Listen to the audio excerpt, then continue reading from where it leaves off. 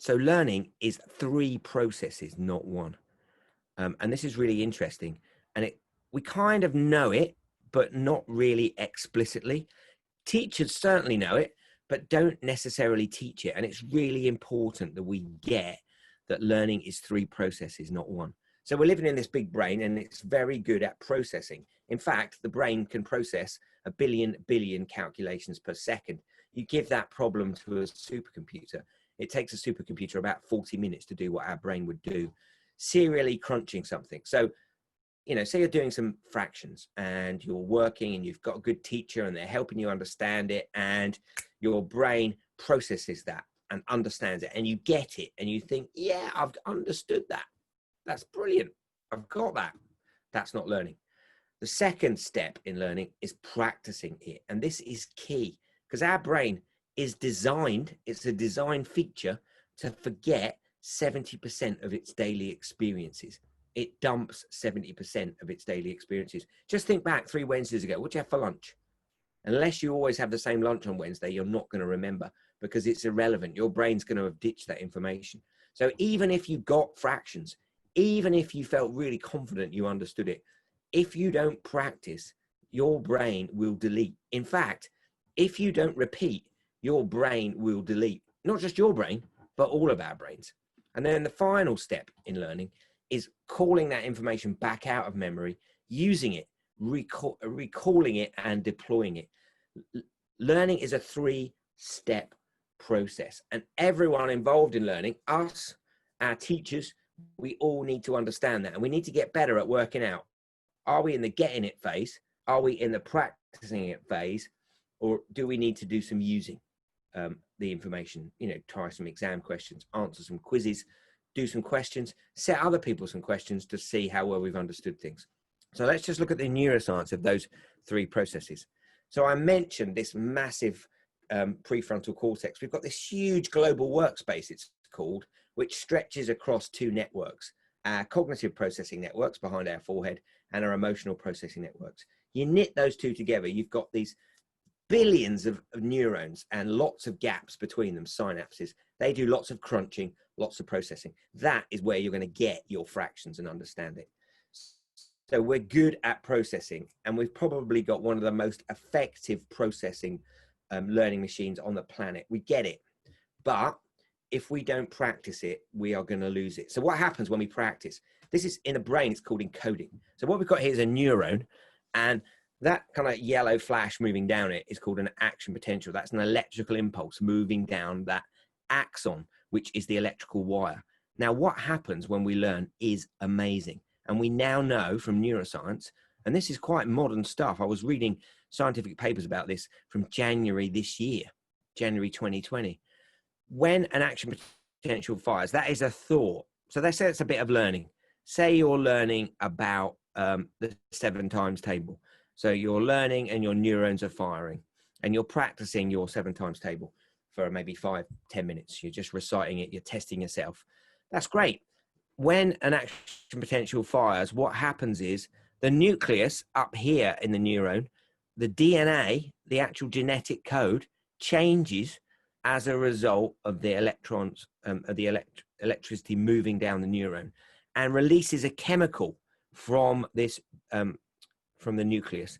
And the chemical travels out to these gaps. So these fingers at both ends are called dendrites. The chemical travels out from the nucleus to the dendrites, to the synapses. And the next time that neuron fires, those gaps become strengthened by the chemical that's been produced by the DNA. But it takes time for that chemical to move out from the nucleus and make its way out to those gaps, those synapses. So when you're practicing, it's really important that you leave spaces between your practice. Now, a space might be as short as 10 minutes, or it might be as long as 24 hours, or it might be a couple of days. But spacing is incredibly powerful in terms of encoding. Now, what encoding means is you're changing the nature of those gaps between the neurons, and you're also thickening the myelin around the axon. So as that chemical spreads out, it takes time to reach the synapses, and that's what causes those synapses to reinforce. So spacing your practice is powerful. In fact, we now know that spacing learning, so making a space between one practice session and the next, enhances and exaggerates learning in every species that we've studied. So we've looked at bees. We've given spaced learning practice to bees in terms of the position of flowers in a meadow, and they've learned the position of the flowers more quickly if they space their practice. Why? Because the space allows that chemical to move out and help reinforcement the next time those neurons fire. And if you don't practice, your brain deletes. If you don't repeat, your brain deletes. And these are those synapses. They are 2,000 times smaller than the human hair, and you've got billions of them. And that is where the chemical from the nucleus of the neuron goes to get reinforced. But it only does it after a few minutes, once the chemicals had time to drift out there after the initial action potential, the electrical impulse was fired. And then the next bit of neural plasticity kicks in. We talked about a plastic, fantastic brain at the beginning. Basically, around the axon, around the biological wire, is a sheath, an insulation sheath made of fatty tissue called myelin. Now, that is made by cells that are close to the neuron called glial cells. But you don't really need to know that. What you need to know is every time the action potential fires, the myelin insulation gets a little bit fatter. So it'll be like plugging the toaster in, and every time the toaster's used, the electrical cable getting fatter. What does that mean? It means that as the axon gets more myelin, as it gets more insulation, as the synapses get reinforced, that action potential can move much more quickly, much more easily down that neuron. And there, you saw on the right-hand side there, that's someone that's been playing the guitar perhaps for 9, 10 months. It's got really strong connections. Maybe that's you after you've practiced your 7 times table. You've practiced it. Maybe on the left, that's what the 7 times table when it's learned for the first time looks like. The action potential doesn't go very far. It doesn't connect up other neurons, and that information is lost. Look, it doesn't actually make it down the axon. So we all need to practice. If we don't practice, we are going to lose the information. Now that's a lot to take in. So let's just have a little video that helps us kind of process that. In a sense, this could be a little bit of kind of spaced practice. Brain when you learn. In order to learn anything, whether it's math, a foreign language, guitar, or how to dribble a basketball, you need to create and strengthen pathways in your brain. Think about shooting a free throw. Know that feeling when you've got it down and don't even have to think about it? That's muscle memory. Here's the thing. Muscle memory lives in the brain, not the muscles. Your brain controls everything your muscles do, and it does this by activating specific neural pathways for each and every movement. These are functional pathways, neurons working together to achieve a goal. Say you're learning how to shoot a free throw. If it's your first time doing it, you don't yet have a pathway for that movement in your brain. You need to create it. Let's use an analogy to look at what's happening in the brain during this time. When you're first learning, your brain is like a forest full of trees and dense foliage, with no clear pathway between point A and point B. As you learn the mechanics of shooting a free throw, you create a trail through the forest.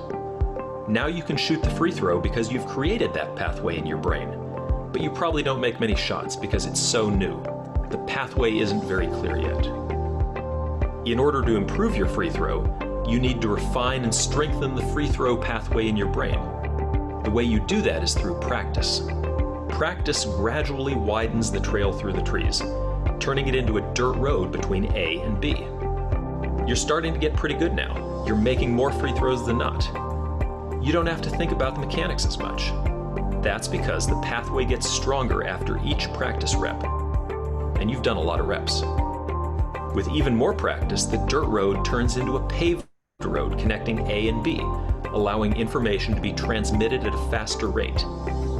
Now you're a 70% free throw shooter, and when you step up to the line, you don't even have to think about it. Eventually, with enough practice, what started as a trail has become a full-blown highway.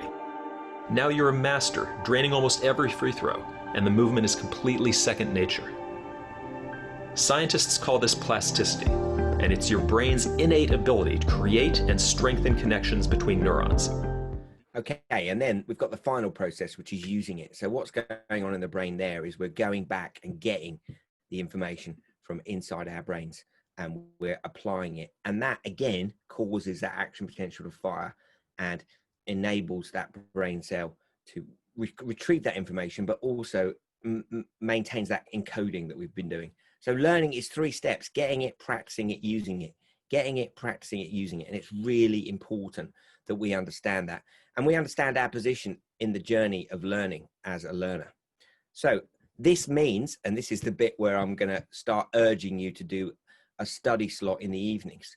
That number, 85%, is the time that children and young people spend at home in normal times. Outside of pandemic, when schools are shut, 85% of your time is at home, 15% of your time is at school. And as we've just seen, you get it at school, you've understood the work, but unless you practice it, and it doesn't have to be hard and difficult practice, but unless you repeat it, your brain will delete it. So please, please, please, please apply a little bit of self-directed study every day. We're about to talk about what that is and how you do that.